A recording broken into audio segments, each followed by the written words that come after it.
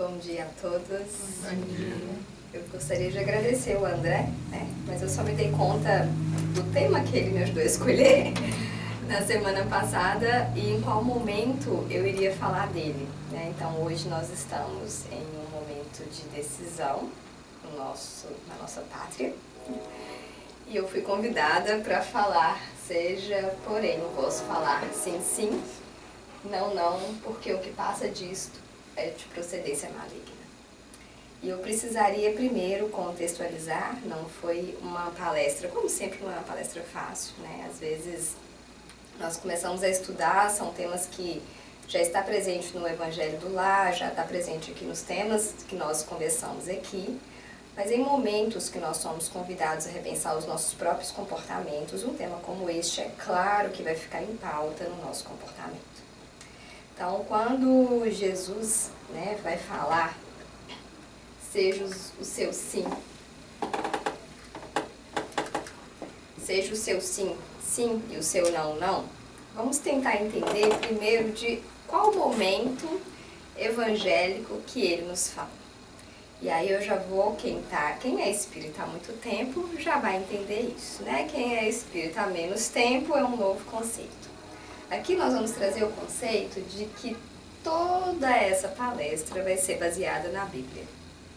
E é muito gostoso fazer o estudo bíblico novamente, porque ali quando nós espíritas pegamos a Bíblia, eu não tenho a Bíblia física, mas eu tenho a Bíblia online, e quando eu vou pegando versículo por versículo, capítulo por capítulo e desmembrando ele, eu percebo a grandiosidade de que Jesus deixou para todos nós.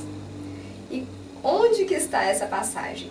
Jesus faz com maestria, no final da palestra eu percebi assim, ele, através do Sermão da Montanha, ele nos ensina, através de alguns outros versículos, ele vai nos dando indicativos de como devemos nos comportar. E quando ele pede para que nós possamos nos comportar diante de situações muito específicas, ele vai falar do sim, sim, não, não. Mas mais do que isso, eu quero trazer muito para o lugar de nós espíritas diante das situações. Porque nós somos convidados o tempo inteiro a ter uma postura diferenciada pelo nível de conhecimento que nos é emitido. Só que nós sabemos que nós estamos em processo de crescimento. E eu não quero que essa palestra aqui se torne uma diretriz a ser cumprida e que se eu não a cumprir, eu estarei possível de perder uma reencarnação. Eu quero que todos nós possamos entender que nós estamos em processo de evolução. E se eu não acredito na evolução, eu vou começar a desenvolver dentro de mim um processo de autocobrança muito forte. Contudo, todavia, as diretrizes estão ali. Então, quando Jesus, lá no Sermão da Montanha, e Jesus, vendo a multidão, subiu a um monte e, assentando-se, aproximaram dele os seus discípulos. Então, quem já leu o Sermão da Montanha vai entender que ali está as regras de quase todos os nossos comportamentos. O que é o Sermão da Montanha? E eu gosto muito desse lugar de subir ao monte, mostrar a todos nós que ele é o nosso mestre, guia, que está lá na questão do Livro dos Espíritos, que ele é o nosso modelo. E ele começa a falar para todos nós o que são as bem-aventuranças. E eu vou fazer já um paralelo, que o Sermão da Montanha está lá no Evangelho segundo o Espiritismo. Olha que lindo, Que lindo que Kardec faz. Aí muitas pessoas falam assim, o Espiritismo não tem nada a ver com a Bíblia. Aí Kardec vai lá e pega cada versículo de Jesus e nos entrega um capítulo inteiro no Evangelho segundo o Espiritismo falando das bem-aventuranças. Então, bem-aventurados os pobres de espírito, porque deles é o reino dos céus. Bem-aventurados que choram, porque eles serão consolados. E lá no Evangelho segundo o Espiritismo, quando Jesus vai falando dos pobres de espírito, o que seriam esses pobres de espírito? Que vai ter o reino dos céus. Bem-aventurados que choram, que eles serão consolados. E eu gosto muito de fazer uma leitura bem reflexiva em relação ao chorar, porque vai nos trazer o nosso lugar de vulnerabilidade. Cada vez mais nós somos convidados a sermos fortes diante de situações que sim, é possível de ter sentimentos, de nos desabar.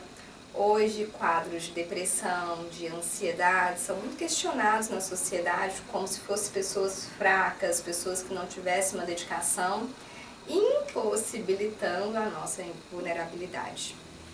Um lugar que eu gosto muito de trazer é o lugar da vulnerabilidade das mães, né? Onde elas não podem sentir medo, indecisão, e vulnerabilidade dos pais. E aqui nós vamos mostrar o que a mãe pode chorar, que o pai pode chorar, porque quem vai consolar todos nós é Jesus. Bem-aventurados os mansos, porque eles herdaram a terra. E quando Jesus fala dos mansos e nos fala para dizer o sim, sim, não, não, será que Jesus está sendo incoerente nesse momento? Bem-aventurados que têm fome e sede de justiça, porque eles serão fartos. E essa fome e sede de justiça, essa fome de conhecimento e de compreensão de todos os fatos. Bem-aventurados misericordiosos. E eu estava lendo com o Heitor essa semana o Evangelho e ele perguntou para mim o que é misericordioso, né? E aí eu pego os bonequinhos e vou explicar para o Heitor o que é ter misericórdia. E misericórdia é um termo difícil para os nossos jovens entender, porque é difícil até mesmo para nós entendermos, mas é que nós vamos alcançar a nossa própria misericórdia, que é o cuidar de nós mesmos. Bem-aventurados limpos de coração. E o que é essa limpeza de coração? O que é essa pureza que tem a ver com sim, sim e com não, não? Porque os puros de coração é aquela pessoa que está coerente.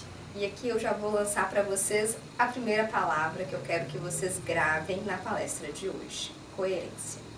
Se eu não tenho coerência entre o meu pensar, sentir e agir, automaticamente eu não vou estar em coerência com a limpeza do coração. E assim eu não vou conseguir ver a Deus. Bem-aventurados os pacificadores, porque eles são chamados de filhos de Deus. Mas se em muitos momentos eu sou convidada a dizer um não, não, como é que eu vou ser um espírito pacificador? Se em muitos momentos eu vou ser convidada a falar sim, sim, como é que eu vou ser um espírito pacificador? Bem-aventurados que sofrem perseguição por causa da justiça, porque deles é o reino dos céus. E aqui ele já me diz que muitos de nós, ou todos nós, aí eu vou colocar aqui, né? Quem de nós não tem uma justiça imigratória por trás de todos nós? Né? A imigração. Qual imigrante não teve que passar em nenhum momento aqui da sua vida migratória por um aspecto de justiça, avaliando a capacidade de você poder ficar ou não ficar aqui? Então, a imigração, para mim, e eu acredito que para todos nós, e eu acho que é um grande privilégio ser imigrante, e existe uma diferença entre ser imigrante, né, que é algo que eu estudo muito, existe uma diferença entre ser imigrante e ser expatriado, porque imigrante é quem quer ficar nesse país, ele vai se esforçar ao máximo para poder ficar. E o expatriado é quem quer ficar aqui, organizar a vida e voltar para o Brasil. Então, se você tem planos de voltar para o Brasil, você não é um imigrante, você é um expatriado.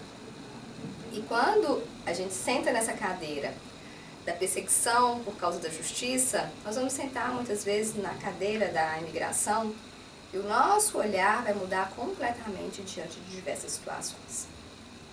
Porque aquilo que eu falo sim, sim no meu país, aqui eu posso falar não, não. Aquilo que no meu país, para mim, seria um lugar de extremo erro, como imigrante eu vou vivenciar isso e muitas vezes não posso questionar o meu lugar. E é sobre isso que eu vou falar aqui, sobre o espírita em outro país. Porque muitas vezes a gente vai ter esse olhar de julgar o comportamento alheio, de avaliar o comportamento alheio e esquecemos de sentar na nossa cadeira, na nossa própria vivência. E Jesus continua: bem-aventurados sois vós, quando vos injuriarem e perseguirem, e mentindo disseram todo mal contra vós a minha causa. E aí Jesus introduz, né? Tá lá em Mateus. Mateus, ele traz assim, são 2 capítulos, gente. E cada versículo desse é uma obra de guia para todos nós. E aí quando Mateus, ele continua, ele vai primeiro versículo, segundo versículo, lá no versículo 12, no capítulo 5, ele continua: enxutai e alegrai-vos, porque grande é o vosso galardão nos céus, porque assim perseguirão os profetas que foram antes de vós. E aí ele vai continuando: vós sois o sal da terra. Se o sal for ímpido, como que há de se salgar? Para nada mais presta senão para lançar-se fora e ser pisado pelos homens. Todos esses versículos, Jesus, de uma forma muito imperativa, vai nos convidar a nos posicionar. Então é mais ou menos assim: se você é um sal que não salga, vamos jogar fora esse sal. O sal serve para dar sabor aos alimentos. Então, se você não está sendo um sal da terra, vamos rever o seu comportamento. E qual sal nós somos? Eu acho que tem gente que é uma pimenta, tem gente que só dá uma cor, que é um corante, né, um coloral. Será que nós somos sal de fato? Será que nós temperamos de alguma forma a vida de outras pessoas e a nossa própria vida? E Jesus continua: vós sois a luz do mundo. Não se pode esconder uma cidade edificada sobre o monte. E ele, de uma forma imperativa, vós sois. Ele não está falando assim, eu acho que você é. Ele está afirmando: nós somos a luz do mundo. E eu gosto de colocar aquela imagem ali, ela foi escolhida com muito cuidado, porque quando eu faço o evangelho no lar, eu sempre falo, né, que a minha casa se torne luz diante dos meus vizinhos, e diante da minha cidade, e diante do meu país, e diante do mundo. Porque de mim tem que sair luz de alguma forma. Nem se acende a candeia e se coloca debaixo do alqueire, mas no velador, e dá luz a todos os que estão na casa. Não cuideis que vim destruir a lei. Não vim abrogar, mas cumprir-se. E aí ele continua no versículo 14, 15 e 17. E ele, de uma forma, está nos falando o que nós temos que fazer. Ele nos convida inicialmente a pensar através das bem-aventuranças, nos dá imperativos de como comportar, e aí ele continua lá no versículo 19. Qualquer, pois, que violar um destes mandamentos, por menor que seja, e assim ensinar aos homens, eu vou pensar, e aí eu pensei assim, complicou pra mim, né? Porque se eu estou aqui no lugar de ensinar, de palestrar, eu tenho que tomar muito cuidado com o que eu falo. Eu tenho que ter muito zelo, não só na violação dos meus próprios comportamentos, como também no ensinamento desses para vocês. E aí eu falo que ser palestrante espírita é muito mais confortável do que ser um dirigente de uma outra religião. Porque a gente não cansa de falar que nós não somos guias para ninguém. E muitas vezes em outras religiões, as pessoas que estão à frente, elas são guias, né? Eles são pastores, eles são missionários, eles são pessoas que têm a missão de guiar outras. Então é óbvio que para esses espíritos é uma exigência muito maior. Então, para nós espíritas palestrantes, é importante que vocês entendam que nós vamos violar alguns mandamentos, mas que o meu ensinar seja pautado minimamente no que eu estudo do Evangelho, filtro, porque não deixa de ter um filtro ali, e ensino a todos vocês. E se eu ensinar qualquer coisa errada aqui, é obviamente que eu serei chamada o menor no reino dos céus. Porém, se eu cumprir e ensinar, serei chamada de grande no reino dos céus. E Jesus continua. Aí, ele dá... Alguém já leu essa parte da Bíblia com mais cuidado? Alguém já tinha feito esse estudo? Não? Então vamos lá. O André com certeza já, porque o André tem anos de espiritismo. Lá em Mateus, gente, estou falando de versículos muito pertinhos um do outro. Ele entrega as bem-aventuranças e depois ele faz uma revisão dos 10 mandamentos. E olha que algo grande aqui. Ele já começa fazendo uma revisão. E aí eu quebrei a cabeça porque quando Jesus começa a fazer a revisão dos 10 mandamentos lá em Mateus, ele começa a fazer uma revisão dos pontos centrais dos 10 mandamentos. Ele não pega coisas assim, que às vezes pra gente... Porque eu lembro que eu fiz a primeira Eucaristia, quem fez a primeira Eucaristia tinha que estar gravado. Alguém lembra disso, né? Era tirar da gente os 10 mandamentos. E eu tinha que saber todo. E com o estudo do Espiritismo, eu fui vendo que o Espiritismo me trouxe outras formas de entender os 10 mandamentos. E na hora que eu li, eu falava, não são esses 10 mandamentos. Eu coloquei no Google 10 vezes, assim, quais são os 10 mandamentos? Porque os 10 mandamentos que eu aprendi na minha religião base não é o mesmo 10 mandamentos que eu estudo hoje. E aí eu entendi. Quando Jesus vai lá em Mateus fazer a revisão dos 10 mandamentos, eles vão pegar temas muito centrais, ele vai pegar temas centrais dos 10 mandamentos e falar mais sobre eles. E o que me chamou mais a atenção do que ele trouxe foi: ouviste o que foi dito aos antigos. Então, quando Moisés fala, ele remete a Moisés: não matarás. Mas qualquer que matar será réu de juízo. Então, Moisés, ele traz ao pé da letra, porque naquela cultura, talvez o matar era algo muito comum, então eu vou pedir assim, gente, não mata, porque matar é errado. Aí Jesus vem e complementa. Eu, porém, vos digo que qualquer que, sem motivo, se encolerizar contra o seu irmão, será réu de juízo. E qualquer que disser ao seu irmão, raca, será no céu do sinédrio, e qualquer que disser, louco, será réu do fogo do inferno. Quando a gente vai pegando essas palavras, Jesus é extremamente enfático nas colocações dele. Ele não tem meio termo não, né? Ah, se você falar mal ou se encolarizar diante do seu irmão, talvez... você lá no céu não vai ter um lugar legal, não, ele fala, não vai ter. A situação vai complicar para você. Mas, onde que Jesus traz a diferença aqui em relação a Moisés? Qual é a grande evolução do ensinamento? Através da evolução de todos nós. Então, se o meu comportar estava baseado em matar, eu tinha que barrar esse comportamento inicialmente. Jesus fala assim, ó gente, passaram séculos aí. Matar tem que estar superado. Vocês não têm que matar mais. Eu, porém, vos digo, você já aprendeu a não matar. Mas se você ficar com raiva de alguém, você também será responsabilizado por isso. E aí vai mexer nas sutilezas dos nossos comportamentos. É fácil não se encolerizar? Não. Principalmente no dia de hoje, né? Essa semana. Né? Todo mundo fica com raiva de alguma coisa.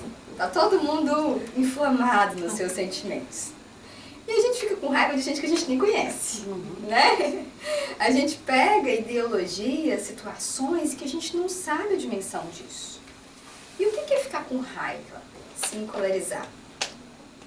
Né? O que é ficar com raiva? Porque às vezes a gente vai ficar com raiva de uma situação, mas a gente também vai ficar com raiva de pessoas. E o que eu vejo com muita frequência é que nós pegamos alguém para ficar com raiva e automaticamente todo mundo que apoia essa pessoa, eu vou ficar com raiva também. Né? Quem está na escola, ela tá ali, né, na fase da adolescência, é muito comum uma coleguinha fazer uma coisa errada e todo mundo tentar defender essa colega, né? Então, às vezes a gente fala quando o jovem assim, Se você falar com ela, eu não converso mais com você.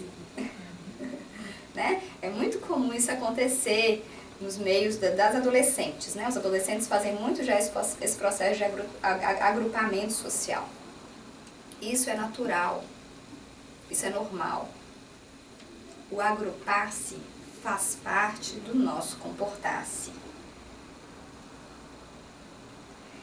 E é uma tentativa o tempo inteiro de melhora. Então, quando ele fala que qualquer, sem motivo, e esse sem motivo ele tem um porquê. Porque muitas vezes a gente vai ter motivo de ficar com raiva. Agora, como é que tem que ser a melhor raiva? Como é que tem que ser a melhor expressão dos sentimentos? E Jesus continua: ouvistes que foi dito aos antigos: não cometerás adultério. Então, não trairá. Aí Jesus vem e fala assim: eu, porém, vos digo que qualquer que atentar numa mulher para cobiçar, desejou, já em seu coração, cometeu o adultério com ela. E ele vai falar do desejo. E nos dias de redes sociais, né? Antigamente, né, no Brasil, por exemplo, quem é de região de praia ou quem ia pra praia, era muito comum passar uma mulher, passar um homem e ter o desejo. Hoje é na rede social, passou o dedo, já tem o desejo. Né? Porque isso mudou. E Jesus nos convida, né? Se eu cobiçar essa mulher, o que acontece comigo? O que acontece com o meu sentimento? E estamos passíveis de não cobiçar? E aí eu vou começar a questionar e vou ver a minha humanidade, porque não tem como muitas vezes, né? É ser incoerente com nós mesmos. E aí ele continua: outro assim ouvistes que foi dito aos antigos: não perjurarás, não jurar em falso, mas cumprirás os teus juramentos ao Senhor. Está lá em Mateus capítulo 5, versículo 33.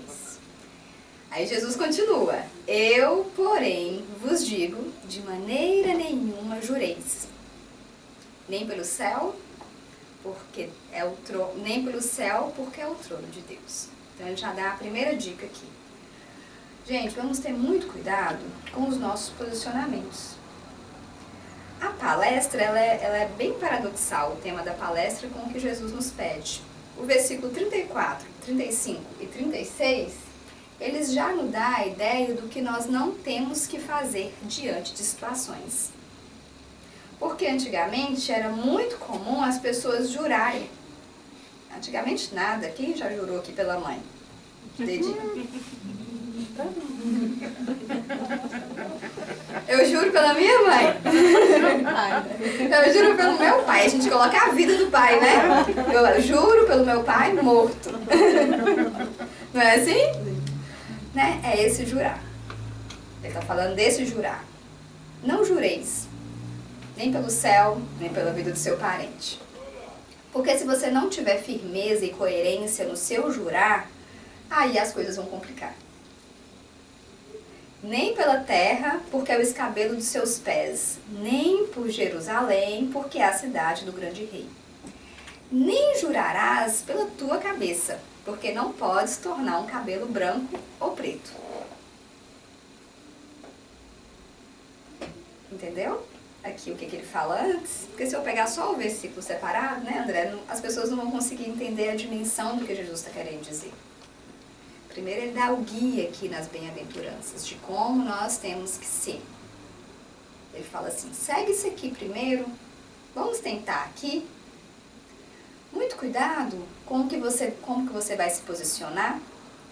E aí ele vem e diz a grande palavra: seja, porém, o vosso falar sim, sim, não, não. Porque o que passa disso é de procedência maligna. Então ele dá todo o repertório para que nós possamos ser coerentes, mas quando nós formos efetivamente falar alguma coisa, que eu fale e me posicione. Então não é assim, tem pessoas, nós, né, espíritas eu acho que não faz isso, fala assim, eu falo mesmo, e dou a quem doer. Eu me posiciono mesmo, né, eu tenho que colocar a minha forma de pensar. E ok, as pessoas têm que aceitar assim. E continuando Mateus, para vocês terem uma dimensão, ele traz todas essas solicitações, e lá finalizando o capítulo 5 da Bíblia, entrando no capítulo 6 da Bíblia, que vai ter cada versículo posterior a esse, vai estar no Evangelho segundo o Espiritismo, um capítulo que vai falar servir a Deus e a Mamon, lá vai estar no versículo e vai estar no Evangelho segundo o Espiritismo. Ele fecha praticamente o capítulo 6 de Mateus, nos entregando a oração do Pai Nosso. Então ele nos convida e nos consola. Então agora vamos começar a pensar aqui sobre a relatividade do sim e do não. Dentro da psicologia tem uma máxima que fala assim, de perto ninguém é normal. Né? É um lema que a gente carrega dentro da psicologia. Por quê? A gente começa a trazer que os nossos comportamentos, eles são relativos. Que a nossa postura diante de uma determinada situação, ela é muito relativa. E ter uma posição coerente entre o pensar, falar e agir é o que nós vamos tentar aprender aqui hoje. Então nós vamos trazer situações para vocês onde vocês querem que vocês pensem assim, como que deveria ser o meu comportar? Né? E eu assisti várias palestras e peguei exemplos de várias palestras. E é assim, uma que eu gostei muito dentro da Casa Espírita é assim, a Casa Espírita vai receber uma doação para pagar 1 ano de aluguel. Né? A Casa Espírita vai receber. E aí o André recebe, chega uma pessoa aqui e fala assim, André, eu quero fazer uma doação para a Casa Espírita, eu quero pagar o ano inteiro, mas eu preciso que você só dê uma superfaturada na nota que eu vou te dar, porque eu preciso tirar só um valor disso aqui. É esse sim, sim, não, não, que Jesus nos convida. Um outro exemplo, né, que ele nos dá. O meu filho está doente na fila de um transplante. E no decorrer desse processo, um amigo meu conhece o dono do hospital, um dos médicos responsáveis pelo setor de transplante. E ele fala, eu consigo furar a fila para salvar seu filho. Qual que é o nosso sim? Qual que é o nosso não? Como espíritas, nada mais. Um outro exemplo que ele também nos traz, que ele vai falar muito do processo de decisão quando se envolve tudo que vai envolver o filho. Então o filho chega com a prova escolar e chega e fala assim, pai, passei de ano. Né? Passei de ano. E o pai, filho, que legal, passou de ano, deixa eu ver a prova. E o pai percebe lá que ao ver a prova, o filho não passou de ano. Foram 2 questões. E aí o pai percebe o que fazer. O filho vai ter que repetir o ano inteiro por conta de 2 questões. E aí o pai fala assim, mas é só um ano escolar na vida inteira do meu filho. Por que são 2 questões para decidir um ano inteiro?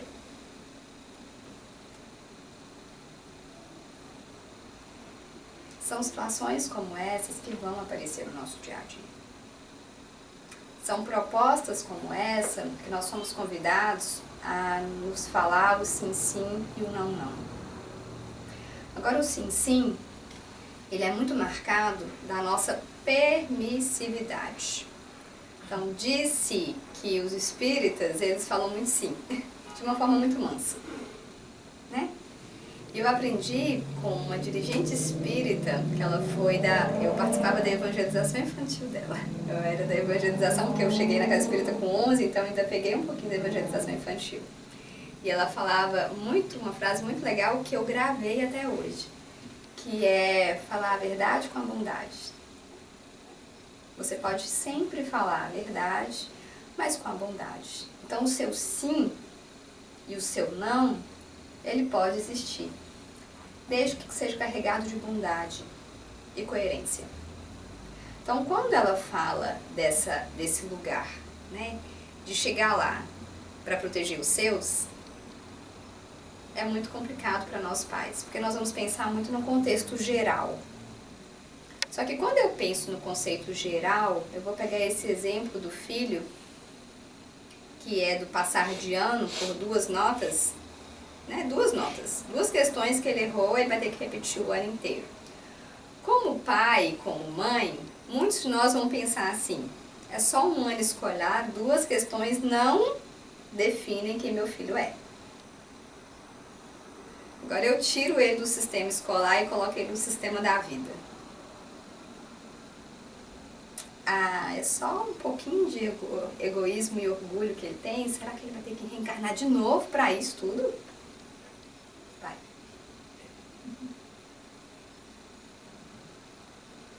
Então, quando a gente passa a mão aqui, a vida vem e tira a mão de nós mesmos. Porque nós fazemos isso com nós também, né?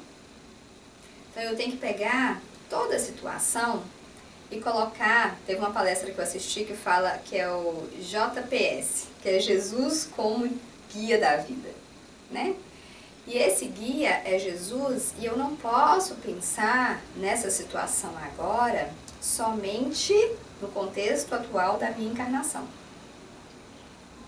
Só que nós damos uma rasteira também na nossa evolução. De que forma? Eu tenho outra. E aí esse aqui só compete aos espíritas. Eu vou errar que agora tudo bem reencarnar de novo. Eu já sei pagar o preço da reencarnação. Mas muitas vezes o reencarnar quer dizer romper com alguns vínculos, não caminhar junto. E o que é mais interessante é que em vida, o que a gente mais defende? Qual que é o maior ponto de defesa para todos nós?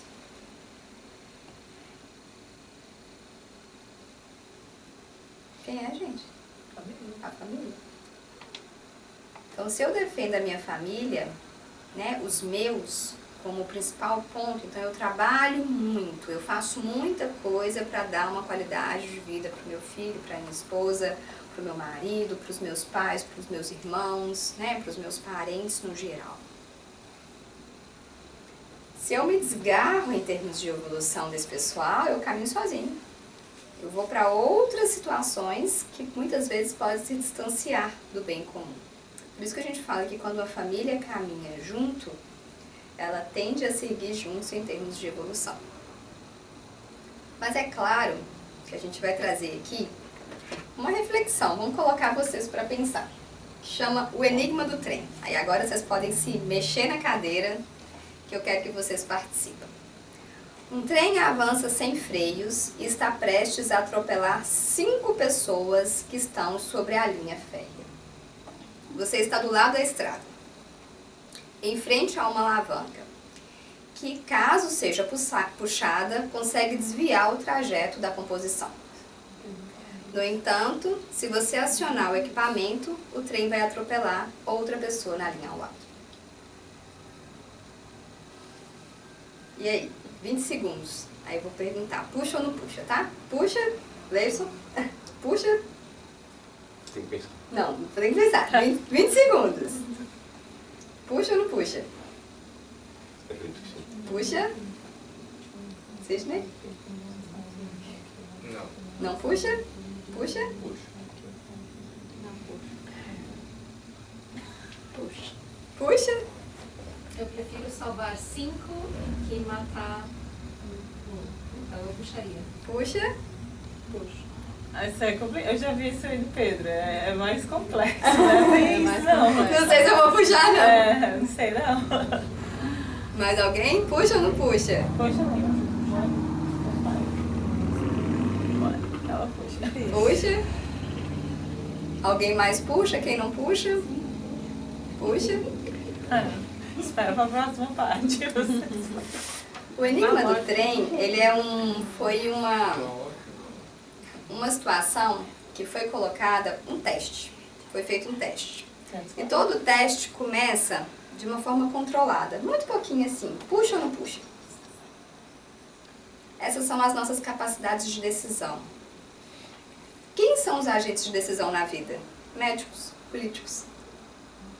São essas pessoas que muitas vezes estão com grandes alavancas na mão. E muitas vezes nós também somos essas pessoas, com a alavanca da nossa família. Então, a situação quer dizer assim, tem um conflito ético aqui. Porque se eu sou espírita, eu entendo muitas vezes o que é destino de Deus. E aí eles começam a colocar assim, mas não teria um percurso normal do morrer? Se esse trem estava ali, não era o caminho daquelas 5 pessoas? Mas não seria também atuação de puxar? Exatamente. Aí ele traz uma outra reflexão. E se eu colocasse o meu filho? É o seu filho que está na segunda linha. Sozinho lá. Puxa ou não puxa?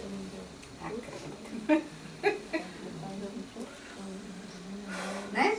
Porque quando eu estou ali para puxar e salvar 5 pessoas, eu salvo essas pessoas sem conhecer. Mas se eu coloquei um dos meus na outra linha, eu deixo os 5 morrer e salvo o meu muitas vezes. Por isso que eu não falei, eu não sabia. Entendem como que o sim, sim, não, não, ele complica conforme a cadeira que eu sento? O poder de decisão, ele tem que vir diante de muita análise. E eles continuaram, tá? Eles pegaram esse teste, fizeram ele através de um experimento controlado. Eles convidaram 300 voluntários. 300 voluntários agora vão participar de um teste. Isso é assim que se faz ciência, é assim que a gente aprende a entender o que é controle de emoções, capacidade de decisão. Eles colocaram cada pessoa em frente a uma caixinha. E uma caixinha ia ter 5 ratinhos, né? Na minha faculdade eu tinha um ratinho, que eu tinha que fazer alguns experimentos com ele. E aí tinha uma caixinha aqui com 5 ratinhos e uma caixinha com um ratinho. E eu tinha um tempo de 20 segundos. Se eu não apertar nada, os 5 ratinhos vão levar o choque. Se eu apertar, eu vou dar choque somente em um ratinho. Mas existia uma diferença. Quando eu dou o enigma do trem para vocês aqui, é uma situação hipotética. Não está aqui na frente. Vocês não estão vendo a ação. Não tem que salvar naquele exato momento. Então a emoção ela é diferente. E nesse exame controlado era pela vida de animais. Percebeu-se quem tinha um grande amor para os animais tinha mais dificuldade de fazer esse teste. Quem não tinha tanto tomava a decisão mais rapidamente. Tinha 20 segundos e perguntava, você tem bichinho em casa? E eles falavam sim ou não e percebia através do teste controlado se a pessoa tinha, ela demorava mais a responder. Se a pessoa não tinha, ela respondia mais rapidamente. Então, é um exercício controlado através da nossa capacidade de decisão. E eles chegaram à conclusão que 66% dos voluntários disseram que apertariam o botão para que o rato solitário recebesse o choque. Ao contrário dos 5%. 34% disseram que não fariam nada. E, consequentemente, os 5% receberiam a descarga. Mas a descarga não seria mais fraca indo para o 5%? Na verdade, não ia ter descarga alguma para nenhum dos ratos. Era um teste. Os cientistas sabiam disso. Só que o que mais impressionou os cientistas foi o quê? 84% dos voluntários, ao final da entrevista, queriam mudar de opinião. Pediram desculpa pela decisão não tomada, não souberam de fato como tomar a decisão. Esse é um testezinho, né? Você já viu ele, outras palestras tem. Essa foi um desafio no meu primeiro dia de aula de psicologia. Me colocaram ele, e ali é colocado para todos os profissionais, né? Em uma situação muito específica. Uma mãe e um filho. A mãe, sofrimento. A decisão pela mãe e pelo filho. Abre a mãe, tira o filho, essa mãe está sangrando, o que vai acontecer? Então, esses protocolos médicos, eles são muito bem estudados na tomada de decisão.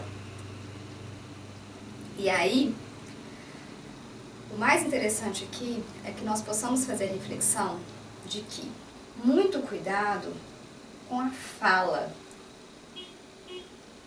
com o posicionar no sim, sim e não, não. Podemos nos posicionar no sim, sim, não, não.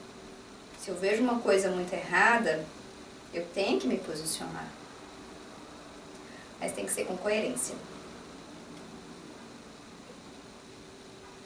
Que é o mais difícil. Por isso que todo mundo quis lá mudar de opinião, lembra? Não ficou coerente internamente, né? Nos dois lados, por isso que o número aumentou. Então, quando tem uma mudança na coerência, isso aqui é construção, gente. A construção dos posicionamentos, eles são construídos conforme o nosso processo evolutivo. Às vezes eu vou lá pedir de alguém uma coerência e falo assim, mas você não deveria ter feito isso. Mas você é corrupto, você é isso, né? Esse processo de julgamento do outro, de olhar para o outro com um olhar muito inquisitor, muito punitivo, eu tenho que olhar muito pelo meu processo. E se eu estivesse naquela mesma situação, o que eu faria? Eu consigo sustentar o meu sim diante dessa situação? Então, Jesus, como mestre e guia, ele não foi uma pessoa que só disse sim. Ele não foi uma pessoa que ficou em cima do muro. Ele foi um espírito que se posicionou em diversos momentos. Só que ele tem algo que nós ainda vamos demorar muito tempo para conquistar. Ele se posiciona com equilíbrio. E qual que é o grande segredo? E hoje todo mundo já sabe disso. O equilíbrio. O equilíbrio comportamental. Se eu perceber que eu estou muito enfático, muito bem posicionado em um lado só, muito cuidado. Porque quando existe uma palavra que chama fanatismo, né? Cuidado com ela e como utilizar ela. Porque o fanatismo às vezes me tira o olhar de refletir sobre todos os aspectos. Só que tem pessoas que são extremamente fanáticas, que quando ela muda para o outro lado, a gente, né, vocês estavam falando de Paulo e Estevão, né?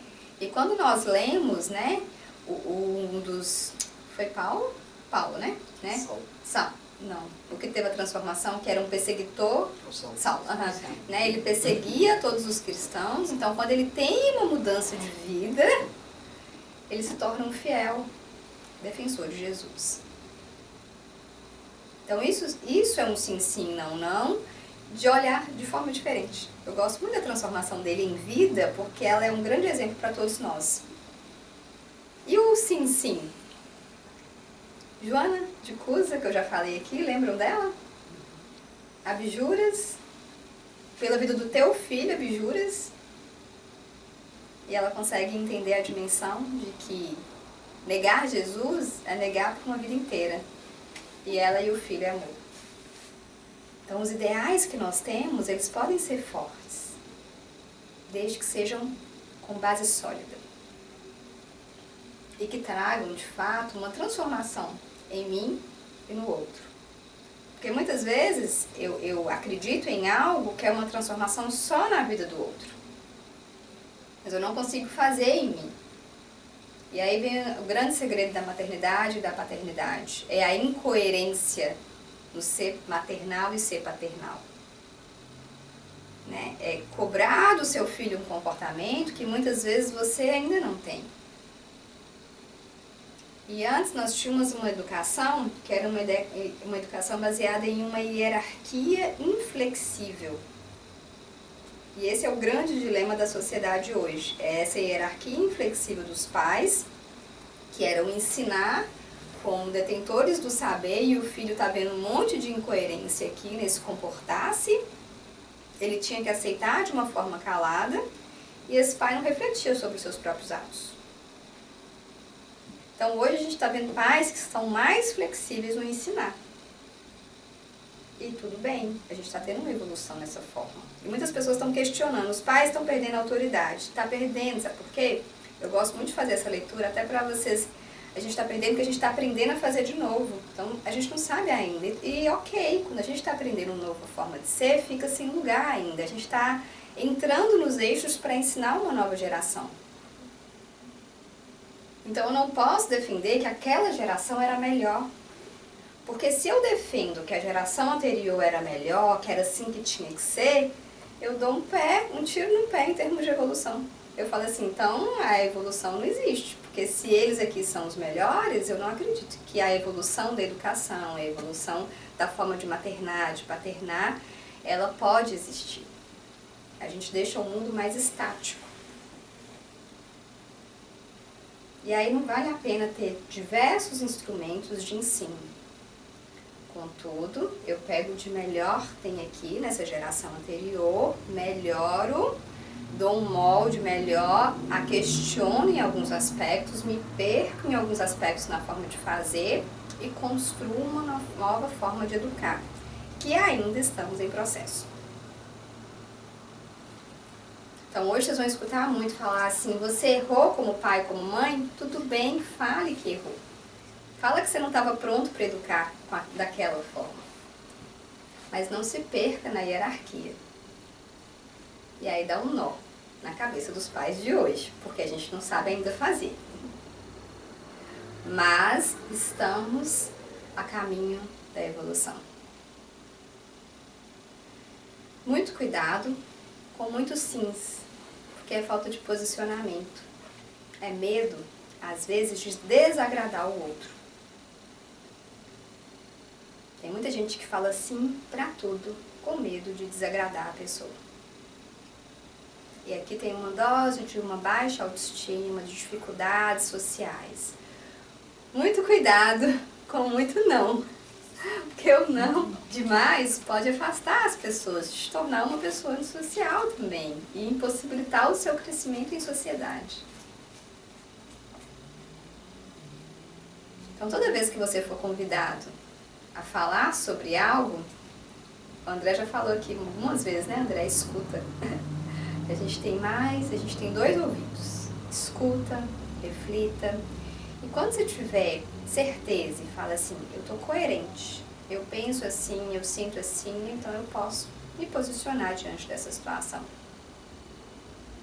Agora, quando chegar a um outro ponto de vista, e eu gosto muito de trazer os pontos de vista em temas muito complexos, drogas, legalização do aborto, todos esses temas são temas muito complexos que dependem de cada situação.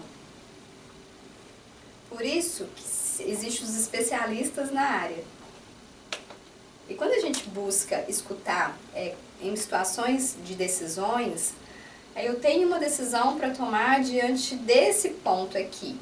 Vai lá, com muito cuidado antes de falar qualquer coisa, de se posicionar, escute um especialista na área falando sobre o assunto. Senta na cadeira e eu fecho com a imigração, né? O casamento aqui nos Estados Unidos, eu posso julgar os imigrantes por isso? Dirigir sem carteira, trabalhar sem poder trabalhar. O que é sim, sim, não, não aqui? E às vezes a gente vê imigrantes falando de imigrantes, das permissões que eles têm ou não têm. Mas tu não pode trabalhar, eu vou te denunciar, mas foi lá e comprou um casamento. É incoerente. Tem que ter coerência. Eu gosto muito de falar assim, senta na cadeira da imigração.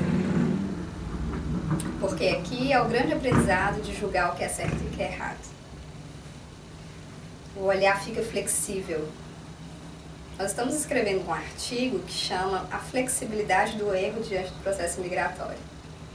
O errar. O sentimento de culpa associado à imigração. Depois eu quero disponibilizar eles para vocês, que eu estou escrevendo com algumas alunas que eu acompanho, e elas estão trazendo justamente esse questionamento. A culpa diante de comprar um casamento, de dirigir sem carteira, isso muda de país para país? Se eu tivesse tendo essas ações dentro do meu país, como é que eu seria? Eu vivendo isso como imigrante, como é que eu sou? É uma lindíssima reflexão, é um tema que eu quero entregar depois desse artigo, porque ele é muito legal e pouco falado. E é isso. Espero que eu tenha ampliado a consciência com as bem-aventuranças, dado uns imperativos, né, com o céu da terra, com a seja luz, se torne uma luz, que eu trago para vocês a ideia de posicionamentos diante da vida. E a gente fecha, né, com esse olhar do Pai Nosso. Eu acho que Jesus, ele consola ali no capítulo 6, através de Mateus, com o Pai Nosso, de uma forma muito bonita. E o André que vai fazer, né, André, a prece final. Se tu puder fechar para mim com o Pai Nosso também, eu ficarei grata. Muito obrigada a todos vocês.